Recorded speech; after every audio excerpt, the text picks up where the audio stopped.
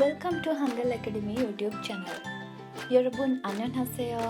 ඉතින් අද Hangal Academy YouTube channel එකකින් අරගෙන ආවේ EPS topic exam එක සම්බන්ධයෙන්.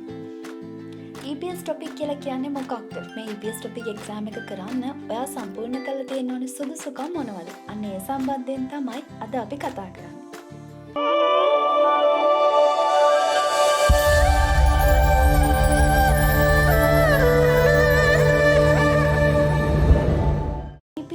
එක්සෑම් එක කියලා කියන්නේ මොකක්ද? EPS කියලා කියන්නේ Employment Permit System. එහෙමත් නැත්නම් රැකියා බලපත්‍ර පද්ධතිය. Topic කියලා කියනවා Test of Professional in Korean. කොරියානු භාෂා ප්‍රවීණතා පරීක්ෂණය.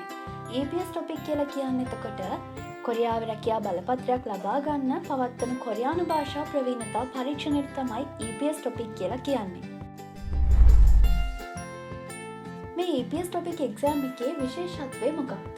දකුණු කොරියාවේ රැකියා සහ කම්කරු අමාත්‍යාංශය විසින් කොරියානු නිෂ්පාදන ඒකකයන් වන ඉදිකිරීම ස්ථාන, කෘෂිකර්මාන්තය, ධීවර අංශය යනාදී අංශයන් වල වැඩ කිරීමට විදේශික ශ්‍රමිකයන් තෝරා ගැනීමට පවත්වන විභාගය තමයි මේ EPS topic කියලා කියන්නේ. 2004 රටවල් 6කින් තමයි මේ exam එක ආරම්භ වෙලා තියෙන්නේ. අද වෙනකොට රටවල් 16කට ව්‍යාප්ත වෙලා තියෙනවා. කොරියානු භාෂා බලපත්‍ර ක්‍රමයක් ලබා ගැනීමට ඔයා සම්පූර්ණ කළ තියෙන ඕනේ සුදුසුකම් මොනවද? ඒ කියන්නේ work permit එකක් ලබා ගන්න ඔයා සම්පූර්ණ කළ තියෙන සුදුසුකම් මොනවද? ස්ත්‍රී පුරුෂ වයස අවුරුදු සීමාව අවුරුදු 18 සිට 39 අතර පුද්ගලයෙකු වෙන්න ඕනි. අයදුම්කරුවන් සඳහා කොරියානු ජනරජයේ පිටුහල් කිරීමේ හෝ පිටත් වීමේ නියෝග වාර්තාවක් නොතිබිය යුතුයි. කොරියාවේ නීති විරෝධී ලෙස රැඳී නොසිටිය අයෙක් වෙන්න ඕනි. අයදුම්කරුවන් තම රටෙන් පිටත් වීමේ තහනමකට ලක් නොකර තිබිය යුතුයි. අයදුම්කරුවන් සිරගත වීමක් හෝ බරපතල දඬුවමකට ලක් වී නොසිටිය යුතුයි. වර්ණ අන්ධතාවය, වර්ණ දුර්වලතාවය නොමැති පුද්ගලයෙක් වෙන්න ඕනි. කොඳුවට පෙළේ ආබාධයක් හෝ ඇඟිලි ආබාධ නොමැති පුද්ගලයෙක් වෙන්න ඕනි. ඊට අමතරව පොලිස් වාර්තාවක් ලබා දෙන්න ඕනි. ඒ වගේම වෛද්‍ය පරීක්ෂණය සමත් වීම අනිවාර්ය වෙනවා. මේ සියලුම කරුණු සම්පූර්ණ කළ තිබුණත් ඔයා EPS topic exam එක සමත් වීම අනිවාර්ය වෙනවා. දකුණු කොරියාවේ රැකියාවක් සඳහා ඇතුළත් විය හැකි ප්‍රධාන වීසා කාණ්ඩය මොකක්ද? ඔයා දකුණු කොරියාවට කම්කරුවෙකු විදිහට, වෘත්තිකයෙකු විදිහට, සේවකයෙකු විදිහට යනවා නම් E9 කියන වීසා කාණ්ඩය යටතේ තමයි කොරියාවට යන්න ඕනේ.